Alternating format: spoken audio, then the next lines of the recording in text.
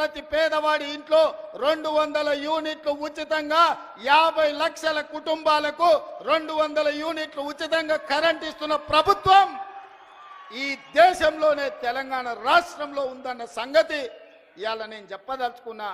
ఆ పైసలు కూడా మా ఆడబిడ్డలకు మిగులుతున్నాయి. మా అక్కలందరికీ తెలుసు, ఇంటాయన చేతిలో నగదు ఉంటే బెల్ట్ షాప్ పోతాయి, మా ఆడబిడ్డల దగ్గర నగదు ఉంటే పిల్లలు బడిపోతారు. అవునా అక్క?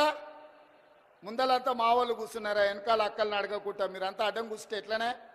ఇవాళ నగదు ఇంటాయన చేతులుంటే ఊర్లూర్లో మంచినీళ్ళు దొరికినా దొరకకపోయినా కేసీఆర్ తెలిసిన బెల్ట్ షాప్ దగ్గర పోతుంది ఆ నగదు.